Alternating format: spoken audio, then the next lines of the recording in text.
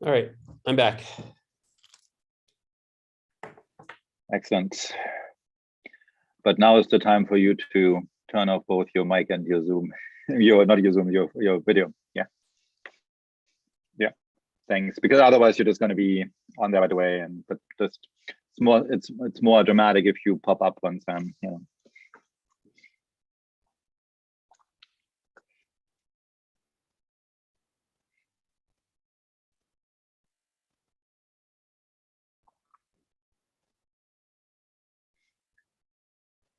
Hello, everyone, and welcome to this episode of our series towards Life 3.0, Ethics and Technology in the 21st Century. My name is Matthias Risse, and I am the director of the Carr Center for Human Rights Policy here at the Harvard Kennedy School. And I welcome you to this episode of our series also on behalf of our executive director here at the Carr Center, Sushma Raman, who will join us later for the Q&A period. The title of our series, as many of you will know by now, we take from Max Tegmark's book, Life 3.0, Being Human in the Age of Artificial Intelligence. The goal of this series is to explore ethical and human rights related issues that arise in the course of the technological innovation that is happening all around us and might eventually take us to a full-fledged Life 3.0, a phase of life populated by entities that get to design both their culture, their software, so to speak, and their bodies, their hardware. We do, of course, not know if that kind of life will ever emerge, or even if it does, when it does, but we also don't want to start thinking about its ethical dimensions only once it's clear that it will indeed emerge. And in any event, there are plenty of such challenges, ethics and human rights related challenges around technology all around us already that occur as part of technological change and innovation. One place that should definitely be on the radar of everyone interested in this kind of question is the Center for Human Rights Science at Carnegie Mellon University in Pittsburgh.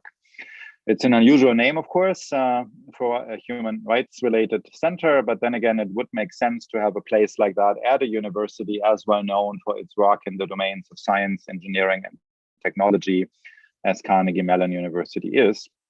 As the center's website explains, as far as science is concerned, they deploy scientific methods to collect, analyze, and communicate human rights information. And they also provide technical assistance to individuals organizations devoted to advancing human rights. The founder and director of that Center for Human Rights Science is Jay Aronson, who is professor of science, technology, and society in Carnegie Mellon University's history department. And I'm very happy to add a former postdoctoral fellow and really a regular visitor at the Kennedy School's very own program and science, technology, and society. So very ably run by my colleague, Sheila Jasanoff. Professor Aronson's research has examined the interactions of science, technology, law, media, and human rights in a broad variety of contexts. His work has included investigations around the documentation and analysis of police-involved fatalities and deaths in custody in the United States, as well as a variety of interdisciplinary projects aimed to improve the quality of civilian casualty recording and estimation in times of conflict. Today, Jay's topic will be technology for social good, AI, human rights, and harm reduction. The starting point for that talk is the observation that the volume of information available to human rights practitioners has grown immensely due to the globalization of internet access and the ubiquitous adoption of smartphones around the world. The wealth of information, this wealth of information simultaneously creates no opportunities, but then also challenges in the human rights world. And with that, I'd like to turn over to Professor Jay Aronson now, who will talk to us for about 30 minutes. After that, we will have the Q&A. And as always, you in the audience are very much encouraged to put your questions in the YouTube chat. We will be screening that and we will be integrating these questions in the Q&A that Sushma and I will be having with Jay later. Jay, over to you. All right, thank you so much. I'm just going to share my screen here. I am going to pop out of the presentation in a couple of points and show you some videos. But for now, you should be able to see my my screen. hopefully you can also see me. Thank you so much, Matthias and Sushma and Larissa for um, the invitation to come here, and Matthias for the very nice introduction to me and my work. I am going to talk a little bit about the Center for Human Rights Science, how it came about, and why we do what we do. Then I'm going to talk to you a little bit about machine learning, computer vision, and data analysis, and how we use that in the context of human rights advocacy and accountability. I then want to shift into thinking about a more critical lens through which to view both the work that I've been doing and the role that science and technology plays in human rights documentation, as well as the threats that science and technology can pose to human rights. And I wanted to end by saying a little bit about how we try to minimize some of the harms. We don't take a do no harm approach because we don't believe that that's possible. Matthias talked a little bit about the center, but I just wanted to give everyone a sense of how it came about.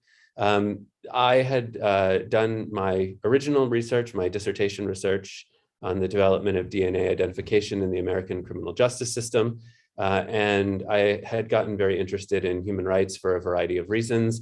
And as a way of kind of transitioning into that space, I began to look at the role that DNA identification was playing in post-conflict and post-disaster contexts. And so I wrote about that for a while and did some work there. At some point, a colleague contacted me and basically said, hey, you study death in conflict situations. We're doing this work on how we, whether we could possibly create some sort of international agreement where belligerents will actually record the casualties that they cause and do something to make amends for it. Very quickly after getting involved in these conversations, I realized that there was a big problem, that the people who were doing casualty recording and estimation didn't agree with one another in any way about the methods that they were using, about whether it was possible to accurately record casualties, whether you could actually estimate with any degree of certainty how many people were dying within conflicts, and that there was a lot of scientific debate that was still taking place that hadn't been resolved, and that those kinds of questions needed to be resolved before we even thought about any sort of international covenant or international agreement or even an understanding. And so this project ended up being a collaboration between myself and Brooke Fishoff, who many of you might know here at Carnegie Mellon, as well as colleagues at the University of Pittsburgh in the schools of public health and international affairs. In doing this project, as we were facilitating conversations between statisticians and demographers and human rights practitioners, it really occurred to me that this was a really a new kind of conversation, a new set of actors who were talking to one another. There had been some collaboration between statisticians and human rights practitioners, but those collaborations or those partnerships hadn't always gone well, in part because the relationship tended to be extractive and not empowering. And it was these observations during the course of this project that really led me to think that this was a challenge that needed to be addressed, that we needed to create better mechanisms for human rights practitioners and experts in scientific and technical domains to interact with one another in a way that was meaningful to both and was not extractive of people who were in precarious positions or situations. And this is really what led me to create the Center for Human Rights Science. Matthias introduced it, and so I don't really want to go into too much detail. I will say for anyone who might be an STS oriented person, the approach is looks a little bit positivistic, maybe the idea that all that's missing from solving human rights problems is a little bit of science and technology, and that there's a kind of deficit of knowledge about science and technology in the human rights field, and that if we can somehow cure that deficit, then, well, maybe we can save the world. Hopefully I can convince you that that's certainly not the way that we see things. But we do think that science and technology has real value in the context of human rights practice. We have two main programs. We have a statistics and data science program. Our current focus is on the criminal legal system. I write and I say and I speak criminal justice system because that's what most people understand. But as someone who is deeply involved in the analysis of that system, I typically don't give it the benefit of the doubt on the notion of justice. So you'll probably, if I do say it again, you'll probably hear me say the criminal legal system. But that's really the way that I discuss the criminal justice system in the United States, at least.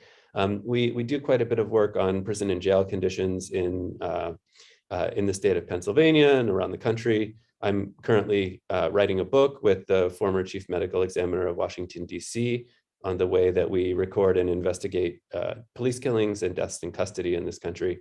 And we also do work on a variety of international issues around data analysis, very technical stuff that would probably put many of you to sleep in it. Sometimes, I don't fully understand what's going on. That's not me, it's a colleague of mine.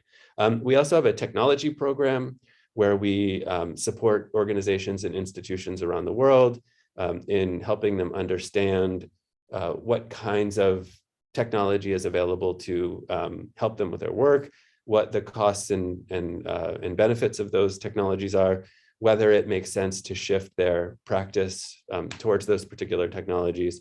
And we also offer some services to organizations, and I'm probably not going to get into any of that today. Kind of in the interest of full disclosure and maybe to generate some conversation, we are in a process of trying to understand whether particularly our technology program, the model that we have, whether it still makes sense. When we started doing this work over a decade ago, the human rights dimensions of science and technology were sometimes difficult to understand.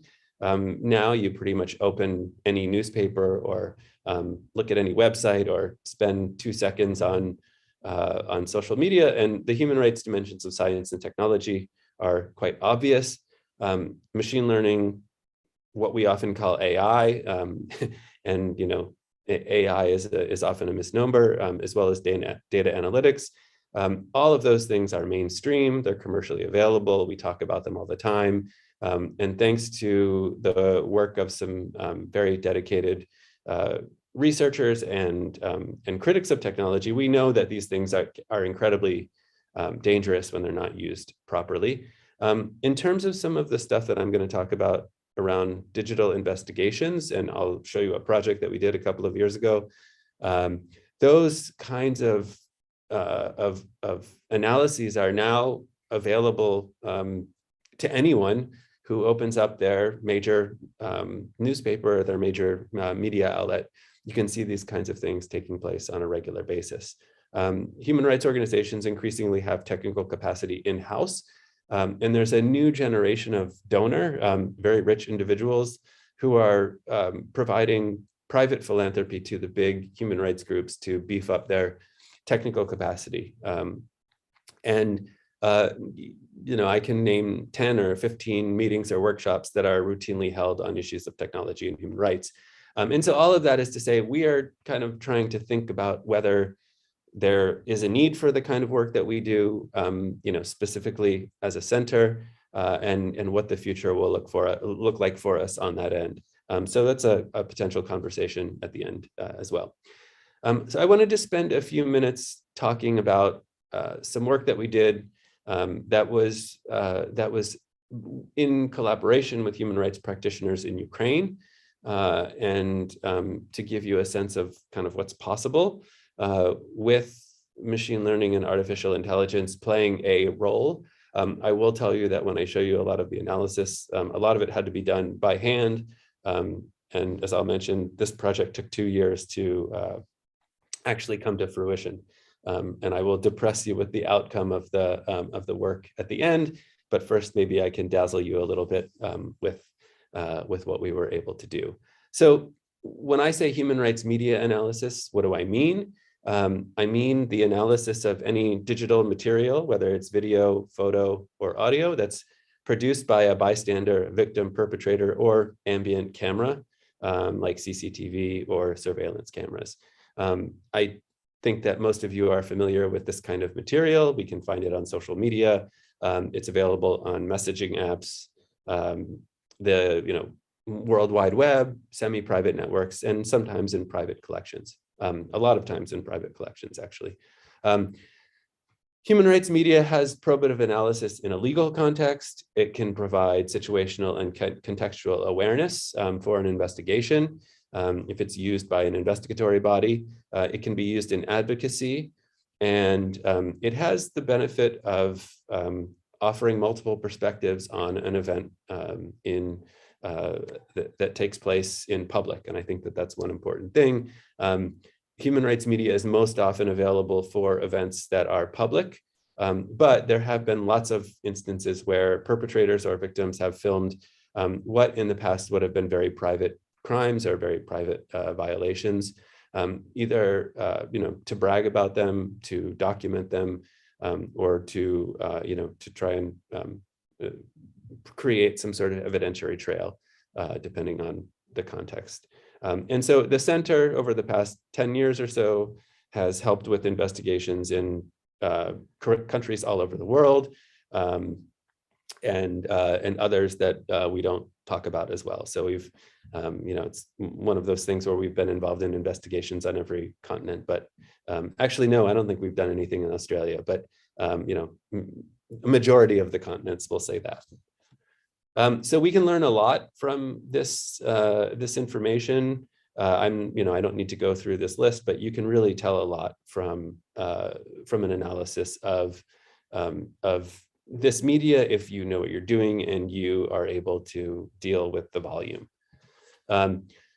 I do want to point out that human rights media has a lot of limitations. There's obviously the question of legitimacy or reliability or veracity of human rights, of citizen media, of media that's just kind of found in a variety of places.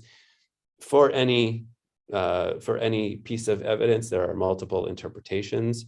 There are lots of human rights violations, there are lots of war crimes that are never caught on video. Even when you have a lot of video, you almost never get a complete picture of what's happening. There are always gaps in understanding or in detail that you need. And that increasingly with AI, it's possible not just to analyze video, but to produce it. I'm sure everyone is familiar with the idea of deep fakes or even shallow fakes, where you use a technology to actually create video that has never actually, it isn't portraying something that's actually happened in the real world. It's purely a fiction or a creation. And this comes in many forms. And again, something we can talk about if anyone's interested in that. So working with this material is quite challenging. To begin with, digital media is perishable. Something like 20 to 40% of all relevant material from the Syria conflict, for instance, is gone. So it was posted on social media. It was available on the internet for a short period of time, and for any number of reasons, ranging from the fear of the person who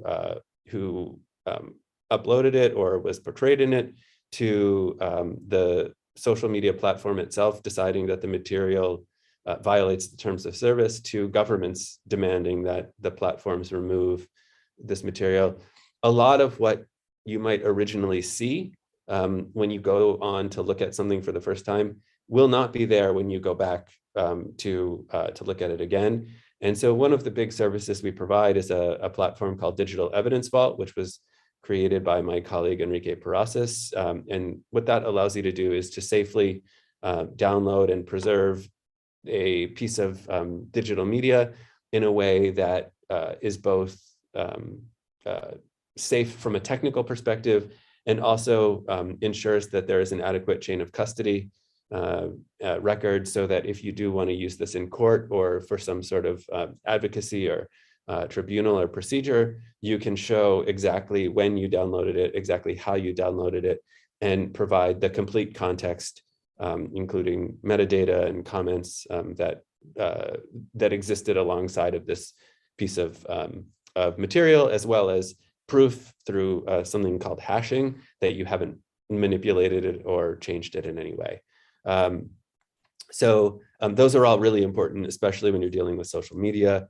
As I mentioned, or as Matthias mentioned, that we live in a world where when something happens in public, everybody pulls out their cell phone and records it, and a lot of those people share that information or that media in a variety of ways.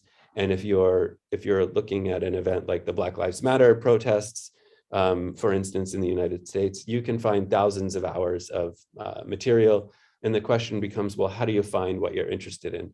And this is one place where machine learning and artificial intelligence actually makes sense to deploy. I also want to mention, finally, that there are many, many ethical questions that come along with the use of digital media, particularly stuff that you find online that don't have clear answers. What's quite interesting is that digital investigations are now kind of expected during big events, especially when major media organizations are covering these events.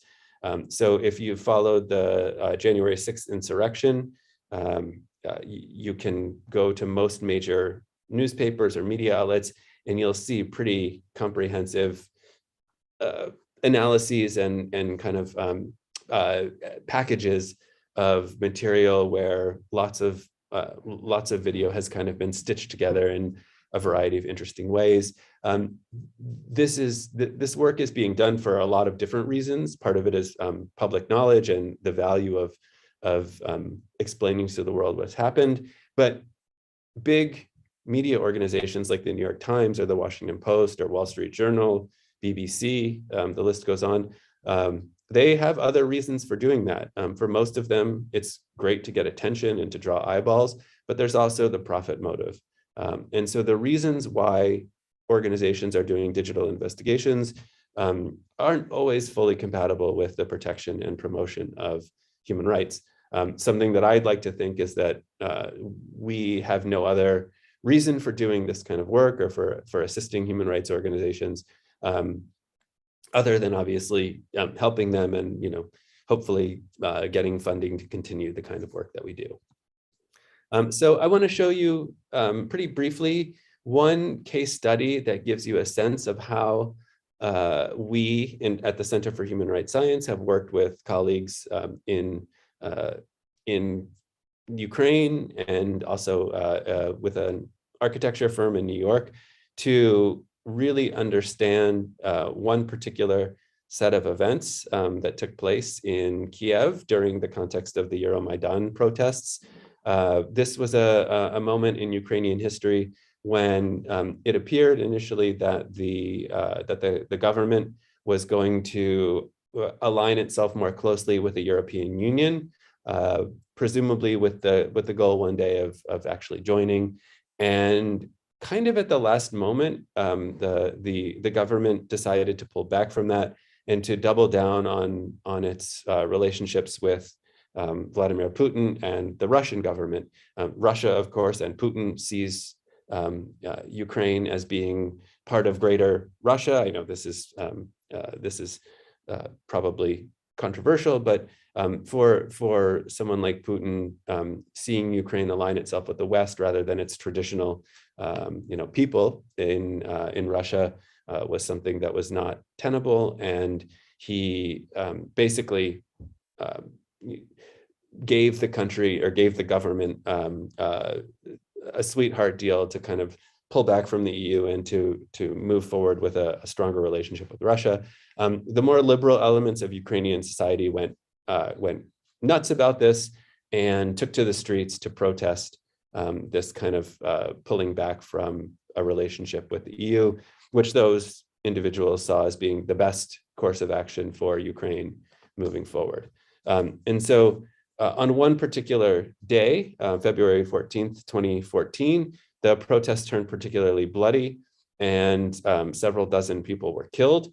And activists came to us with the request to help understand who was involved, and also to try and really go deep and do a deep dive into 3 particular killings to understand whether the police unit that was involved was under any threat or whether there was any threat to public safety. And this actually emerged out of a meeting that I had here at Carnegie Mellon. Some colleagues from an organization called Herodox were coming, and they said, "Oh, we know these Ukrainian lawyers and activists who are trying to put together a case around these civilian killings. Can we bring them to your meeting?" And of course, I said sure, and they came, and this is the partnership that emerged out of it. So it was a partnership between 5 organizations. A rights group called Talanis Group, which is actually just mostly a woman who has engineering training and is also a classically trained musician, which comes to be an important part of the story in a second. The NGO Advocacy Panel and Regula Juris, a law office in Ukraine. My organization, the Center for Human Rights Science, a colleague in the Robotics Institute who does computer vision and machine learning, and an organization in New York called C2 Research, which is an amazing design firm that has a research wing attached to it. So they do really cool architecture, and then they do this kind of spatial analysis and other work around the analysis of space in the built environment for human rights investigations. Okay, so should have shown this when I was telling you all of that, but I already went over that. So what we got here when we first started, we received, I'll just show you this. We received 65 hours of video that had been hand selected and kind of pre-validated by the activists and lawyers we were working with, and some of it had been synchronized by the Talanis group using sound, interestingly, and I'll show you why she had to use sound. The particular activist who worked on this had to use sound. But it was a really messy set of documents, some of which they had gotten on social media, some of which had been sent to them, some of which was video from TV stations. We even got some CCTV footage. We had all kinds of different footage, and some of it was actually correctly time-stamped, so we knew when it was taking place, but the vast majority of it wasn't, either because the camera clocks weren't set or because it had been downloaded from social media, and all of that information gets scrubbed when it gets uploaded. So I just wanted to very quickly give you a sense of the kind of strange footage that was really difficult to analyze. I'm going to stop sharing here for 1 second, and then I'm going to share. I'm just going to show you a very short clip of this.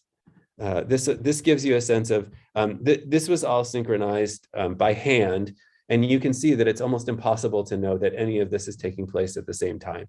And I'll get into that in a second. So let me just make this big, and I can show you a couple of, okay. So this is all happening at the same time in a particular area around the Maidan Square.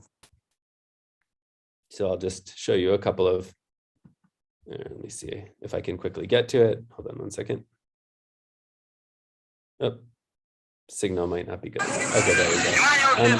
So you can see that at certain times, there's only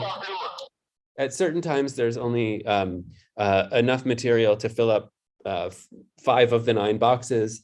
And at other times, there's more than 9 videos that can be synchronized to the same location. But to do this work, to synchronize this 2-hour and 44-minute section of the video, the woman who I was telling you about, whose name I don't want to use, it took 8 months. She did this not quite nonstop, but she spent a significant amount of time over 8 months meticulously synchronizing all of this material by hand. So one of the first things that we, hold on, my back.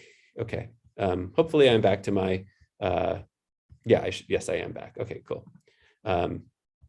So one of the first things that we needed to do, and where machine learning and computer vision could come in handy, was actually developing a system to more autonomously synchronize these hundreds of clips, because we often had to divide up a particular video into multiple clips because they were either collections or because the camera was shifting around too much. But what we figured out, or what my colleagues in the Robotics Institute figured out, was actually vision was kind of useless to do this, but sound was really important. And so if you could build a print, an actual print of the sound that was taking place in each video, you could match them using a variety of tools, and basically understand to a certain degree the likelihood that a particular clip of a video is taking place at a particular time. And so this just shows you the pathway if anyone's interested.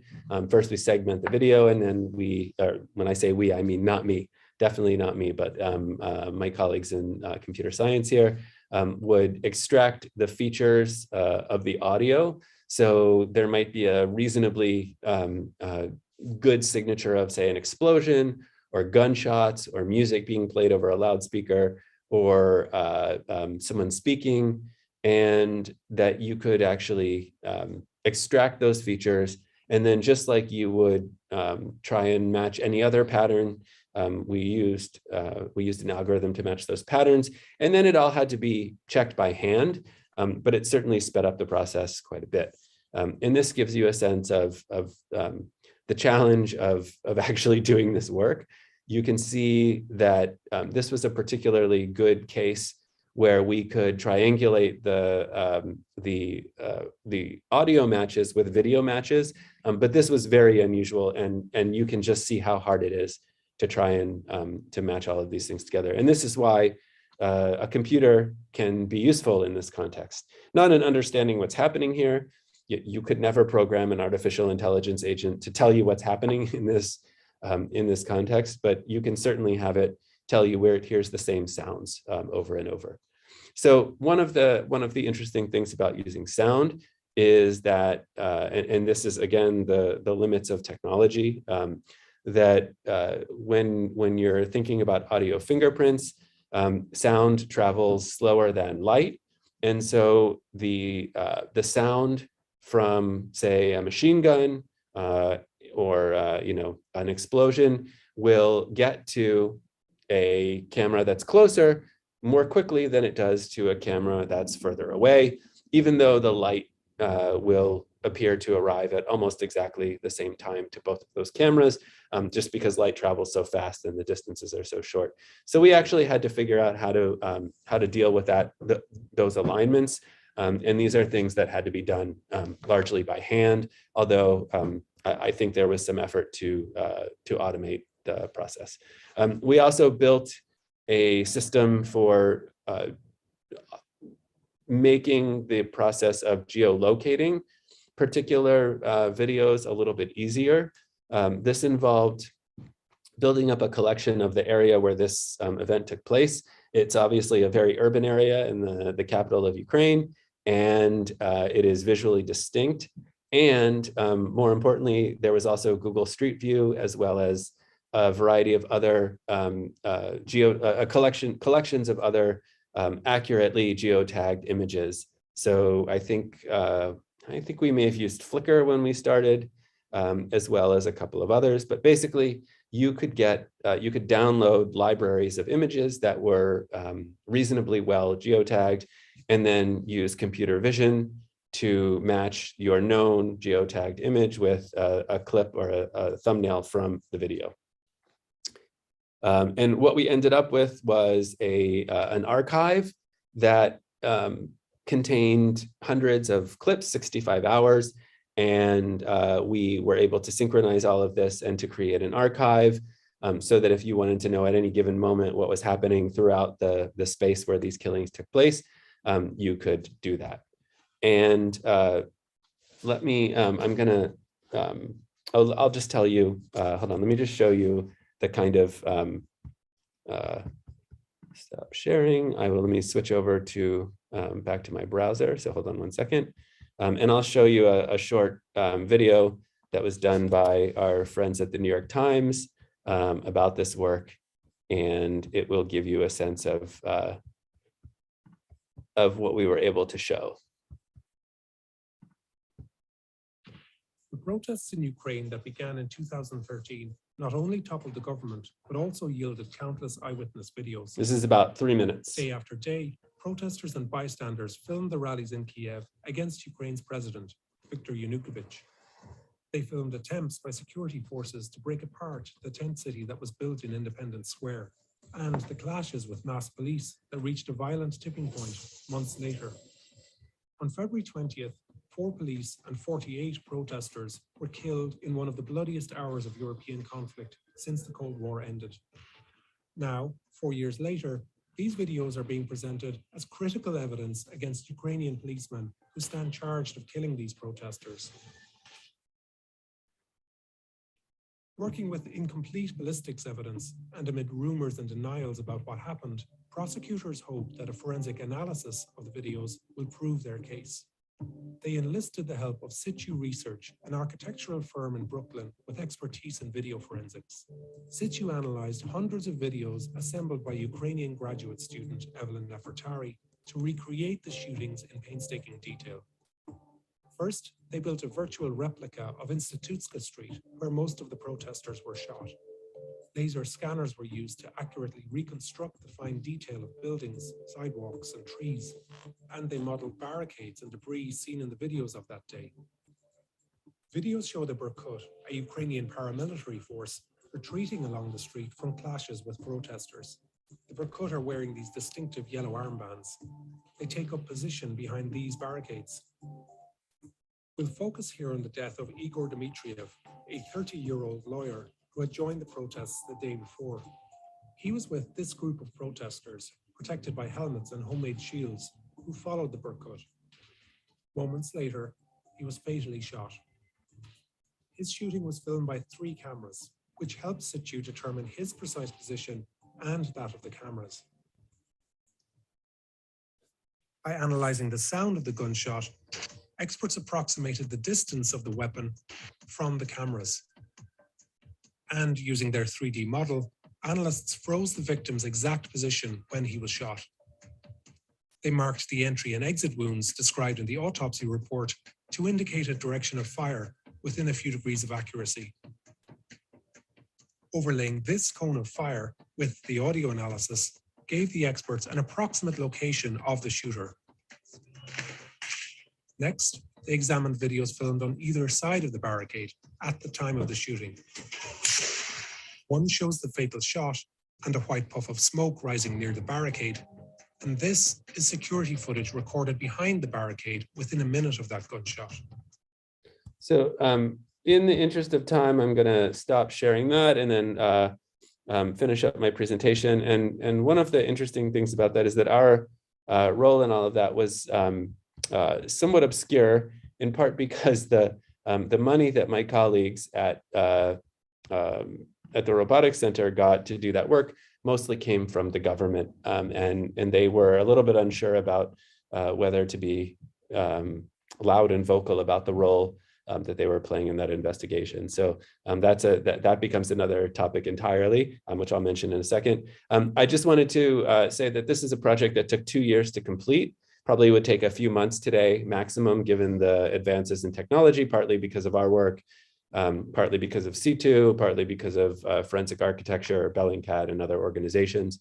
And the evidence package that we put together that I showed you a screenshot of was being used in a Ukrainian court to prosecute a subset of that Berkut force that did not have the opportunity to flee Russia.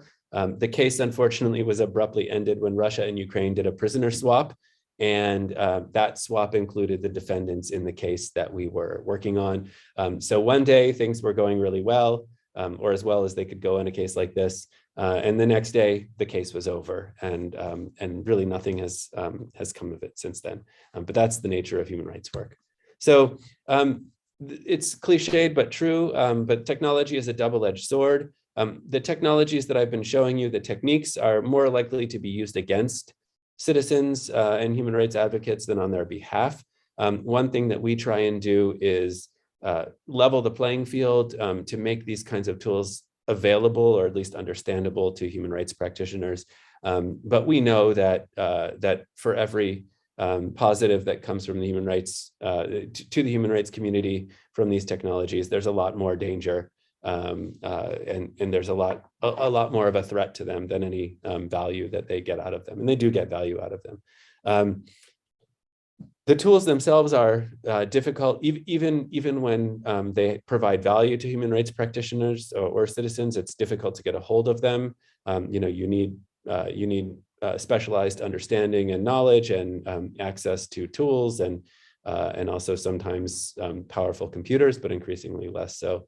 And even though we help provide these tools to the human rights community, that doesn't automatically mean that justice and accountability will take place. As I mentioned, that we put 2 years into this project and seemed like we were going to get some result in the end, but a political deal waylaid us. I'm still very happy we did it, and we know the truth, but technology does not in and of itself lead to justice. I wanted to just maybe make a little bit of an advertisement for a book that I co-edited with my colleague Molly Land, who's at University of Connecticut. We advocate for a human rights approach to thinking about the development and implementation of technology, and we argue that that human rights law actually provides some insight into how we should think about the deployment of technology, that we should, be seeking equality and non-discrimination by default, that people should be able to participate in the creation and use of technology, that they should contribute to accountability and rule of law, and less so for the project that I just mentioned, but we lay out a variety of other ways that human rights law tells us that we should be thinking about the implementation of science and technology. We at the Center for Human Rights Science don't take a do no harm approach, as I mentioned. There is no way to entirely avoid all harms from science and technology. The tools that I showed and others that we have access to here at Carnegie Mellon and that we provide to the human rights community were almost exclusively developed with US government funding oriented towards intelligence and public safety. So there isn't enough funding from philanthropic organizations in the world to create the kinds of tools that have been created here at Carnegie Mellon and that are largely deployed by intelligence agencies and police organizations. And so I hold that tension in my head all the time. My human rights partners want a level playing field. And so the way that we've thought about harm reduction is around intentional benefit redistribution, that typically the benefits of technology don't filter down to the most vulnerable parts of society. And I don't claim to be solving any major problems in the world, but we do try and ensure that the outcome of some of that research is at least available for, at some level, people who are advocating on behalf of ordinary people who suffer human rights violations. I'd love to make it available to everyone, but I don't think that that is a meaningful thing to do. So again, this is my last slide, but we take a very intentional approach to working with partners in order to limit harm and to behave ethically.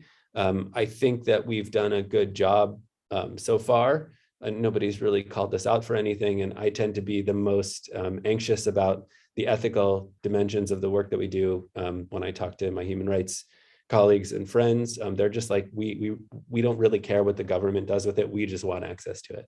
And so we've kind of taken that approach. The biggest things, the core value that we have is solidarity.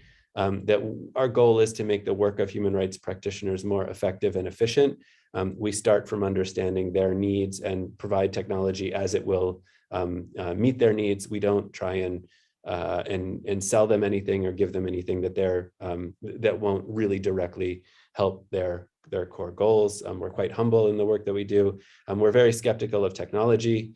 We take time to build trust with our partners and generally in the world. And the last one is that we really shun the fail fast and try something new mantra, that the kind of that runs that sort of rules the day in the innovation and entrepreneurship space. We try and go the other way. We sometimes act too slowly because we don't want to hurt anyone, and there's a lot of potential to harm people when you're applying science and technology to human rights work. And so I could probably go on and on for much longer, but in the interest of time and sticking as closely to the half an hour that I promised I would stick to, I'm going to stop there, and I'm happy to take questions. Thanks.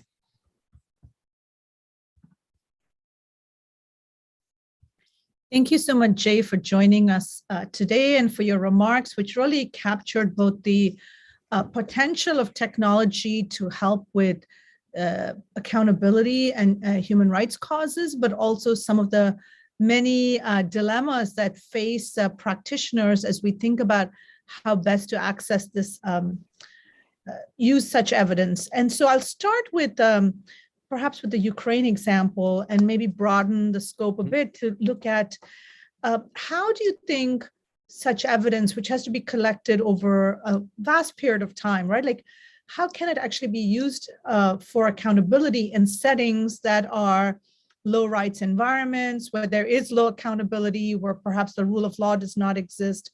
So I'd love for you to talk a bit about this, and also, can this be used for prevention in the future, right? Like, does this deter future violators? So the way that I've always thought about this is I don't think that we can predict how it's going to be used in justice and accountability institutional settings, because those settings are so political. And so subject to the whims of particularly powerful countries or organizations in the world. And my approach to human rights media is that first, I want to collect everything that I can possibly collect, and I want to know what's there.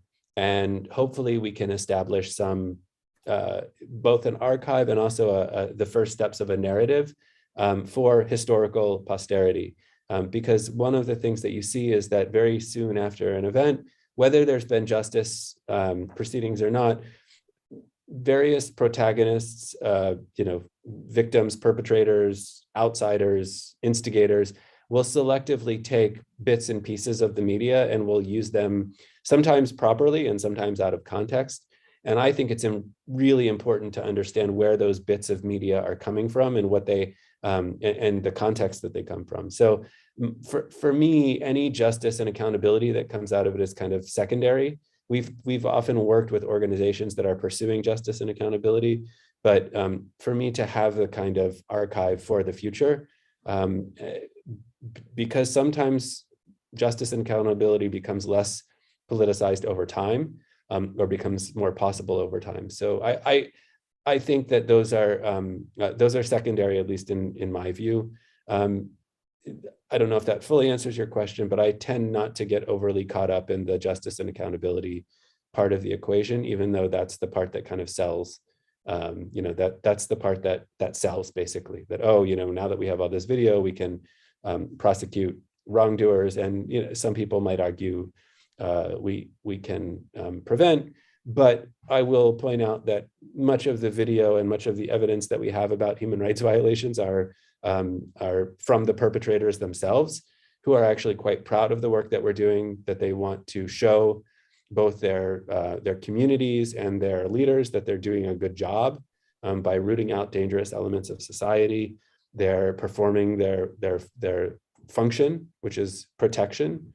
And so I don't see video deterring bad actors. If anything, video might encourage some people to do things for notoriety. So, but again, I do think that the amazing thing from video is that we have a really good record of a lot of bad things that are happening and good things that are happening, for that matter. So it's, I don't think it solves any of our problems. I don't think technology ever solves all of any of our problems on its own.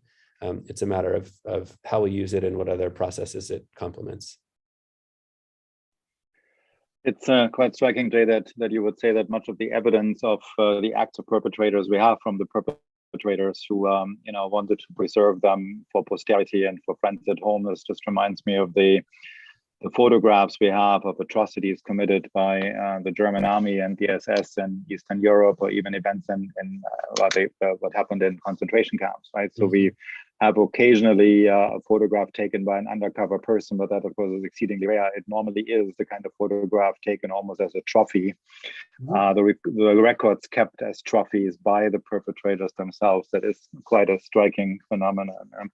Let me put through to you a couple of questions from the audience, though, that are kind of related. So I give them both to you. So the first one is from Kenzie Clark, and Kenzie is asking, how do you think the lack of prevalence of handheld devices like phones in some countries affects our perception and study of violation in those countries? So this is about the connection between how much we know and the prevalence of technology. And Jack Barry is asking, have you seen events with more technology present in the population, holding other things constant, leading to less human rights violations? So this is not so much about the knowledge, but prevalence of what's actually happening in the domain of violations through the presence of technology. Both excellent questions. So if this were 5 or 10 years ago, I would say that the availability of cheap cell phones or of affordable cell phones and internet connectivity does vary significantly around the globe. Less so today, actually. I don't have the latest statistics, but at least in urban areas, and obviously it's a question of there are questions of technology and internet accessibility even in the United States. I shouldn't even say even in the United States anymore. That would suggest that we're exceptional in any significant way. And if we ever were, I think less so now. But yes, so if you don't have access to technology, if you don't have access to cameras, if you don't have access to internet, you're obviously not going to be able to document what's going on. And so that's more the case in rural areas and in kind of within institutions. So in prison, in carceral settings, where the people who run the system can actually control access to technology, it's less likely. But even in those contexts, people do get cell phones. And so a lot of what we know about what was going on in, say, Parchman, down in Mississippi and in other places, was actually from smuggled in cell phones that were brought into the institution. Video was taken, and either the thing was smuggled out and it was uploaded, or the person who got access to the camera was able to upload the film directly or to live stream. So yes, of course, but cheap cell phones are pretty prevalent around the world, and connectivity is pretty good around the world. Not perfect.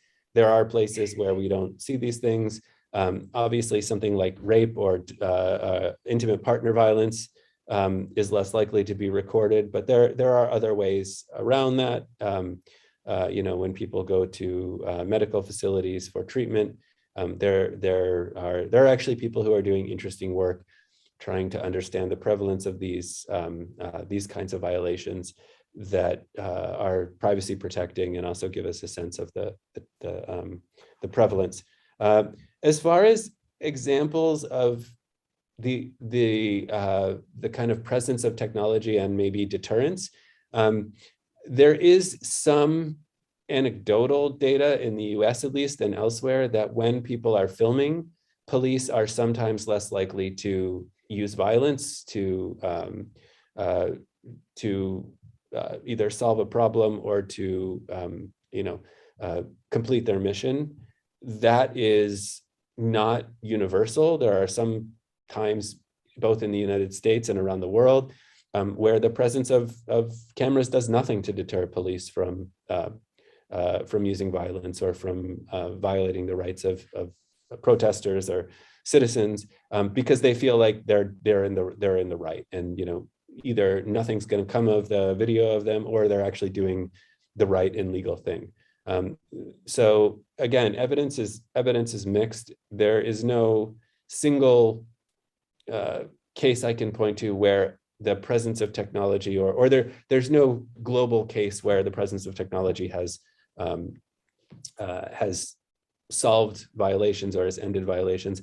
I think in many cases, the perpetrators, if you think about environmental issues, may be more savvy about covering their tracks now that they know that it's possible to buy satellite data, or to get access to high quality satellite data for a low cost if you're doing human rights documentation, or if you're an environmental group.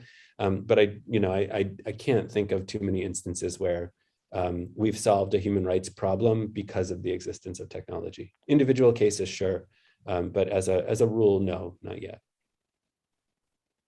So there's a question from the audience, and they want to know, how do you think researcher bias plays into this sort of analysis? And I'll just ask another question, because I know we're short on time, which is, I could imagine centers like yours, the work at UC Berkeley, the New York Times work of Malachi Brown and others, I could imagine that there's a need to share these sort of strategies and tools with groups, community groups, for example, or human rights organizations. So I'm wondering if you are seeing that sort of dissemination occurring, and if so, how?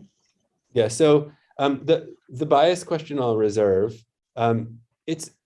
We had a kind of naive vision that we could train people to use these tools, or that we could create access to them and then they would just be used. But the reality is the amount of work that it takes to actually for machine learning or computer vision or artificial intelligence to actually be useful, you have to do a tremendous amount of processing to your data so that it can even be analyzed. And then you have to train the systems to do what you want them to do.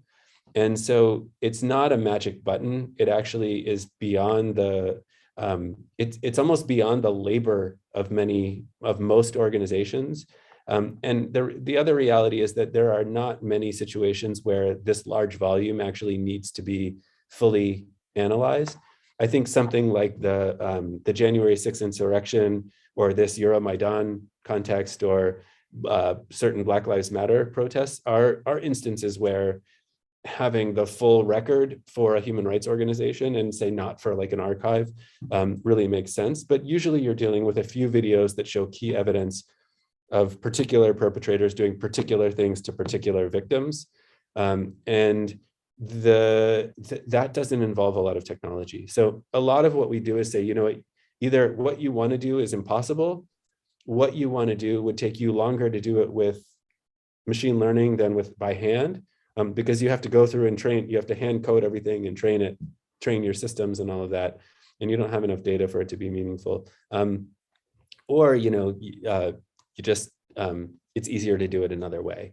So we have seen lots of instances, and there are lots of organizations that use our services or work with us, or we try and train, but we have not been able to sustainably hand this off to any organization and have them use it. Lots of organizations have some of our systems running on their servers, but they usually need us when they want to do anything. So it's not a kind of scalable, sustainable product. But we're not product developers, and so we're hopeful that some of the commercial services that come with their own problems, like you often have to give your data up to their servers so that they can do the analysis, might work. But I'm not sure I totally understand the researcher bias question. The one thing I'll say is that we try very hard to be driven and guided by our partners, and we only take on partners that we trust. And so we would never do anything, for an organization that we hadn't vetted and didn't really trust or hadn't been referred to us. But that means that we miss a lot of organizations that aren't kind of in the orbit of our community. Jay, thank you so much for joining us today and for sharing your work and the work of the center. And thank you to our audience for joining us. We wish everyone a happy holiday season, and we'll see you in the new year.